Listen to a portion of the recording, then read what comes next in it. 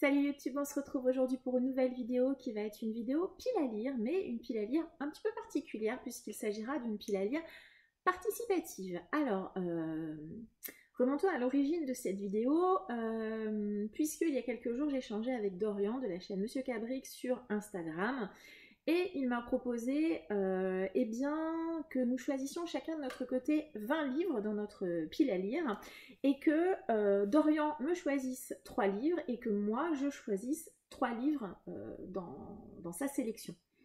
Et puis je lui ai dit, écoute, ce qui pourrait être sympa aussi, c'est qu'une fois que chacun de nous aura choisi les 3 livres pour l'autre, eh bien on tourne chacun une vidéo, présentant l'intégralité de ces 20 livres et demandant à nos abonnés eh bien, de choisir le 4e titre de cette petite pile à lire participative, oui, on peut effectivement dire ça. Donc, au moment où moi je mets cette vidéo en ligne, vendredi 30 juillet, je crois, si je ne me trompe pas, à 17 h, au même moment, sur la chaîne de Dorian, vous aurez la même vidéo avec eh bien, les 20 titres qu'il a choisis et les 3 titres que moi, je lui ai choisis dans cette petite sélection. Voilà, j'espère que ça a été assez clair. De toute façon, je vais déjà commencer par vous présenter les 3 romans que m'a choisi Dorian dans ma sélection. Et puis après, je vous présenterai les 17 autres romans et je vais vous demander en commentaire, simplement en commentaire, de m'indiquer le titre que vous aimeriez que je lise, soit un titre eh bien, que vous avez beaucoup aimé ou que vous avez détesté, pourquoi pas, ou alors un titre qui vous intrigue ou qui vous intéresse pour différentes raisons. Je vous présente déjà les 3 premiers, on est parti. Donc dans ces 20 titres, il m'a choisi... Alors oui, déjà je voulais juste vous dire que dans la petite sélection que j'avais faite, la petite extraction de ma pile à lire, je n'ai pas choisi de titres de SFFF, à une exception près je crois, ce sont majoritairement des titres d'autres genres, parce que c'est vrai que cette année je me suis rendu compte que j'en avais lu beaucoup, et même si ça reste mon genre de prédilection, j'aime aussi lire d'autres choses, donc là il y a un peu plus de thrillers, notamment. Pas que, mais voilà. Notamment, le premier titre que Dorian m'a choisi, il s'agit de Big Easy de Ruta Sepetys, c'est publié chez Scripto. Je suis super contente qu'il m'ait choisi ce titre. Alors ça, je vais le dire plusieurs fois, hein, soit parce que les 20 titres que j'ai choisis, forcément, c'est des titres qui me font plutôt envie, donc je suis très contente qu'il ait choisi ce titre. Ruta Sepetys, je l'ai lu dans Ceux qui n'ont pas pu nous prendre, qui se passait pendant la Seconde Guerre mondiale, que j'avais beaucoup aimé. Et du coup, c'est vrai que j'avais acheté d'autres titres de cette autrice, dont celui-ci, qui se passe pendant les années 50 à la Nouvelle-Orléans.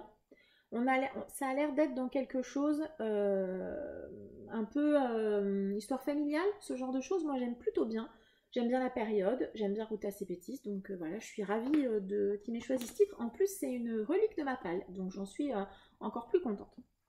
Deuxième titre qu'il m'a choisi, c'est celui-ci, c'est La Ronde des Innocents de Valentin Musso, c'est donc un thriller publié chez Point.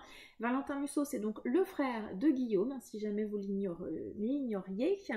Ça fait longtemps que j'ai envie de découvrir Valentin Musso, enfin je n'ai jamais pris le temps de le lire. Et puis du coup je me suis dit dans cette pile à lire j'en mets un, et Dorian l'a choisi et je le remercie vraiment beaucoup, c'est un excellent choix. Aucune idée de quoi ça parle, vous savez que souvent moi les thrillers, à quelques exceptions près, je m'intéresse pas toujours au résumé, là en l'occurrence je l'avais acheté pour le nom de l'auteur, voilà.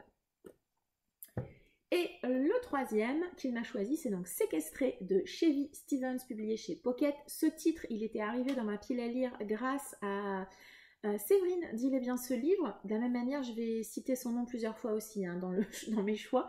Elle en avait parlé notamment dans un de ses top thrillers avec séquestration, et on a reparlé il y a peu de temps je crois, ou peut-être dans ses lives, certains des personnes qui sont passées en avaient parlé également. Bref, je sais que je l'avais vu passer il n'y a pas très très longtemps, et puis moi ça me branchait bien. Si je comprends bien, on va suivre une demoiselle qui a été enfermée pendant 12 mois, voilà. Donc je suis super contente vraiment qu'il me l'ait choisi. Ça fait un peu psychopathe hein, quand on dit ça, hein. Je suis ravie qu'il ait choisi un truc qui parle de séquestration, mais bon, c'est pas grave. Donc ça c'était les 3 titres que Dorian m'a choisi. Je vais maintenant vous présenter les 17 autres romans qui sont dans cette pile à lire, pour lesquels je vais vous demander à vous de vous positionner. C'est parti, hein, on va pas perdre de temps non plus inutilement. Je les prends, j'ai fait une pile, je les prends de manière complètement aléatoire. Donc le premier c'est celui-ci, c'est Ne tirez pas sur l'oiseau moqueur de Harper Lee, publié au livre de poche. Je ne vais pas faire de résumé de ce titre, c'est un énorme classique de la littérature américaine, c'est également une relique de ma palle. J'ai envie de le lire, mais en même temps c'est un roman qui me fait peur, pas particulièrement gros, je sais pas pourquoi. En fait, si, je pense que je sais, tous les romans qui parlent de ségrégation aux États-Unis me révoltent à chaque fois. Donc je pense que j'ai peut-être peur d'être trop émue, trop touchée, trop bouleversée par ce titre et que c'est pour ça qu'il reste depuis tellement longtemps dans ma pile à lire. Je crois qu'il est dans ma palle depuis 2016. Hein. Autant vous dire qu'on est sur une vraie belle relique. Deuxième titre, un classique également, on pourrait dire, c'est L'Auberge de la Jamaïque de Daphné du Maurier, publié au livre de poche. Alors, Daphné du Maurier, je ne l'ai jamais lu, j'ai Rebecca également dans ma pile à lire, mais pourquoi celui-ci? Parce que, étonnamment, c'est peut-être entre les deux celui qui me hype le plus peut-être, parce que de ce que je m'imagine, cette auberge, elle a un côté un peu mystique, un peu mystérieux. On va suivre une demoiselle, une orpheline, qui donc va aller habiter chez sa tante, donc en Jamaïque, qui est donc propriétaire d'une auberge. Et apparemment, cette demoiselle, dès son arrivée, elle va se rendre compte que l'auberge est très étrange et qu'il s'y passe des choses pas forcément très catholiques. Voilà. J'espère, si jamais vous le choisissez, que ça va me plaire et que je ne serai pas déçue par rapport à ce que j'en attends. Je n'ai jamais lu Daphné du Maurier, donc pourquoi pas. Le roman de Boda de Héloïse Gay de Bélissen, publié chez Pocket. Alors ici, encore une fois, c'est Séverine qui en a parlé, je crois que c'est un de ses romans préférés également. Ici, c'est plus ou moins une biographie de Kurt Cobain, je crois. C'est ça, et je crois que le narrateur de cette histoire, c'est Boda. Et Boda, c'était l'ami imaginaire de Kurt Cobain, et c'est également, si je ne me trompe pas, la personne à qui il a dédié sa lettre lorsqu'il s'est suicidé. Kurt Cobain fait partie de mon adolescence. J'ai énormément écouté Nirvana à mon adolescence, encore maintenant d'ailleurs, même si un petit peu moins qu'à l'époque. Kurt Cobain, je pense qu'il a marqué une grande partie de ma génération, et j'ai vraiment très envie de découvrir également ce titre. Un autre titre qui m'intéresse beaucoup, que peut-être vous avez déjà lu d'ailleurs, c'est L'élégance du hérisson de Muriel Barbery, publié chez Folio. Ce roman a été adapté en film, moi je n'ai pas vu le film non plus. Ici on va suivre une vieille dame qui est concierge dans un immeuble, et si j'ai bien compris, elle va se lier d'amitié avec une petite fille qui vit également dans cet immeuble. Donc je suppose que, j'imagine qu'il va y avoir peut-être des secrets qui vont être associés. Alors est-ce que ça va être des secrets ou est-ce que ça va être un lien particulier qui va se créer entre ces deux personnes? Je ne sais pas. En tout cas, pareil, j'en ai entendu beaucoup de bien, et l'idée de base me plaisait également beaucoup. Donc voilà pourquoi il se retrouve dans cette pile à lire. Next, parce que oui, je ne peux pas faire de pile à lire sans mettre un roman asiatique, j'ai mis Les Mémoires d'un chat de Hiro Arikawa, publié chez Babel. Ce titre est arrivé dans ma palle grâce à Eva de Perfect Books, qui de la même manière sur un des lives de Séverine en a parlé, je crois, dans ses 3 plus gros coups de cœur, me semble-t-il. Et ben voilà, moi du coup, voilà, vous savez que j'aime beaucoup la littérature asiatique, de toute façon que j'en lis et que je suis toujours en quête de nouveaux titres. Je ne connaissais pas ce roman, donc c'est pour ça que je l'avais acheté. Il est là depuis peu, donc je me dis c'est le moment de le mettre dans une pile à lire.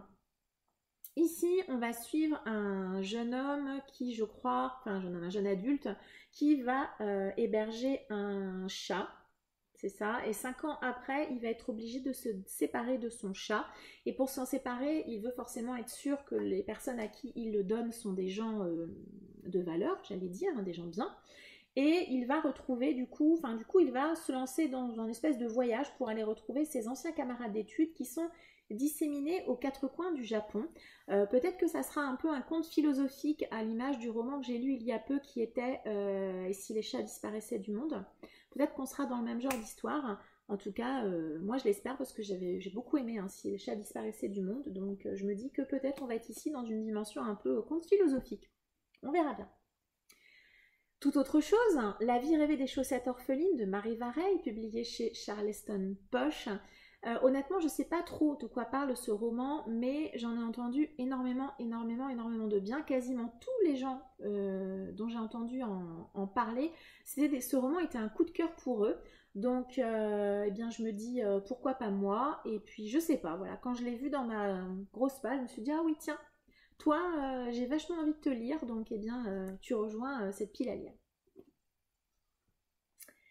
Encore une fois, grand écart, cadavre exquis de Agustina Basterica, publié chez J'ai lu. Ici, on est dans un univers dystopique de science-fiction entre les deux, je pense, où les hommes ne peuvent plus manger de viande, enfin les animaux ont disparu de la Terre, je pense que c'est ça. Oui, un virus a éradiqué la quasi-totalité des animaux sur Terre, c'est bien ça. Et du coup, les hommes, pour continuer à manger de la viande, eh bien, décident d'élever des êtres humains d'élevage, en fait, des êtres humains qui partiront directement à l'abattoir. Et on va suivre, si je me rappelle bien, un homme qui travaille dans un de ces abattoirs, si je me rappelle bien. Donc je sais que c'est un roman qui n'a pas forcément l'unanimité, qui a choqué parfois beaucoup, je pense que de ce côté-là c'est volontaire, mais moi il m'attire beaucoup, j'aime beaucoup la couverture que je trouve totalement barrée. Je suis pas sûre que ça ait fait vendre, mais en tout cas, moi je l'aime bien, peut-être même un petit peu plus que celle du grand format. Donc voilà, si jamais, Cadavre exquis est dans cette page. Tout autre chose, j'ai mis un Virginie Grimaldi, le parfum du bonheur est plus fort sous la pluie au livre de poche. J'ai mis un Virginie Grimaldi parce que je n'ai lu qu'un roman d'elle, alors je ne me rappelle plus le titre, mais c'est celui avec la croisière, le premier jour du reste de ma vie, je crois que c'était, que j'avais adoré. J'avais vraiment adoré, hein, j'ai tout de suite accroché à l'humour de Virginie Grimaldi et je trouve que même si, alors je sais pas si dans ses autres romans ça sera le cas, mais je l'associe beaucoup à du feel good en fait, et je sais que même si ce sont des romans plutôt catégorisés feel good, il y a malgré tout des thématiques qui sont abordées qui peuvent être parfois un peu lourdes, donc voilà, moi je suis très contente du coup de l'avoir mis dans cette palle, et puis voilà, je vous laisse choisir. Je la suis également sur Insta et j'aime beaucoup son humour. Vraiment, elle me fait vraiment beaucoup rire. C'est Les Grands Écarts livresques. Nous avons toujours vécu au château de Shirley Jackson, publié chez Rivage Noir. Ici, on est dans un roman plutôt gothique qui se passe dans un château, forcément. Shirley Jackson, elle est plutôt connue pour La Maison Hantée, je crois, que je n'ai pas dans ma palle. Et puis voilà, du coup, j'ai eu envie de mettre ce roman, donc c'est pour ça que je l'ai intégré dans cette pile à lire. La Maison Hantée a donné lieu à notamment à une adaptation dans une des séries de Netflix. Voilà, je ne me rappelle plus du tout le nom de la série parce que je ne suis pas du tout série télé. Mais peut-être que vous réussirez à resituer ça correctement. En tout cas, moi, Nous avons toujours vécu au château dans ma palle, donc c'est celui-ci que j'ai mis. Un autre titre, un Joseph Incardona, Derrière les panneaux il y a des hommes, publié chez Pocket. Ici, on va suivre un homme qui a tout perdu. Alors, je ne sais pas si sa fille a disparu ou si elle a été assassinée, ou si elle a disparu sur une aire de station-service. Et du coup, lui, il erre de station-service, enfin comment ça s'appelle ? Oui, de station-service sur les aires d'autoroute, station-service, aires d'autoroute, enfin, etc. Tout ce genre de choses qui sont sur les autoroutes qui permettent aux gens de s'arrêter et de se reposer. Il erre un peu, d'air en aire d'autoroute pour essayer de trouver des indices sur la disparition ou la mort de sa fille et éventuellement également l'assassin de sa fille. Joséphine Cardona, j'avais lu Chaleur il y a 2-3 ans, qui était un roman, déjà la thématique était spéciale, c'était sur un concours de sauna en Norvège ou en Suède, bref dans un pays nordique. Et puis j'avais été assez surprise par le côté très sexualisé de l'écriture de cet auteur. Donc je me demande si ici c'est le cas également, si ça va également être très sexualisé. L'écriture, elle est vraiment particulière, donc est-ce que ici je vais accrocher un peu plus que dans Chaleur, et puis le découpage aussi, enfin la présentation, les chapitres sont assez courts, et vous voyez on a des pages comme ça avec juste parfois des mots ou un sujet, un verbe, et ça revient à de nombreuses reprises dans le roman. Donc une écriture assez froide, presque clinique, donc je verrai bien si ça me fait ça encore ici ou pas. Encore un autre roman sponsorisé par Séverine, Ne mords pas la main qui te nourrit de Hadji Rich, publié au livre de poche. Ici, on va être dans un thriller où les animaux, les chiens surtout, vont être très présents. De la même manière, Séverine l'avait cité comme un des meilleurs romans qu'elle ait lu avec les chiens et les animaux présents. Donc, c'est pour ça que je l'avais pris et c'est pour ça qu'il se retrouve dans cette petite pile. Ensuite, un Framboise avec Plateau, publié au livre de poche. Ici, on va être dans du thriller rural. Voilà. De Framboise, j'ai uniquement lu... Je ne me rappelle plus du titre, forcément. C'est un grand classique chez moi. J'ai lu Grossir le ciel. C'est Grossir le ciel que j'avais lu et que j'avais juste adoré. Je l'avais dévoré. Alors, il était un petit peu plus court que celui-ci, bien que celui-ci soit pas non plus hyper long, hein, 370 pages. Grossir le ciel, j'avais adoré et c'est vrai que voilà, j'ai envie de relire du Framboise, donc j'ai pris un peu au hasard, voilà, j'ai pris Plateau. Je sais pas trop de quoi ça parle, mais je crois qu'on va à nouveau être dans du polar rural. Encore un roman que j'ai vu, je crois sur il est bien ce livre, Chaîne de Séverine, Le mystère Sammy Went de Christian White, publié chez Folio Policier. Ici, on va suivre une jeune demoiselle qui s'appelle Kim, donc on est en Australie, et elle va découvrir qu'elle ne s'appelle pas Kim, elle s'appelle Sammy White, et qu'en fait, elle a été enlevée 28 ans auparavant, et elle va décider de partir à la recherche de toute son histoire et de tout son passé, que du coup, elle ne connaît pas, puisque clairement, ça bouleverse complètement sa vie actuelle. Voilà. Je crois que je l'ai vu aussi sur la chaîne de Séverine, mais vous, si vous l'avez aimé, surtout, n'hésitez pas. Il n'y en a plus que 4. Le suivant, c'est encore un sponsor Séverine. Les loups à leur porte de Jérémy Fell, publié chez Rivage Poche. Un roman qui m'intrigue, mais qui me fait un petit peu peur aussi. Je ne sais pas pourquoi, vraiment pas.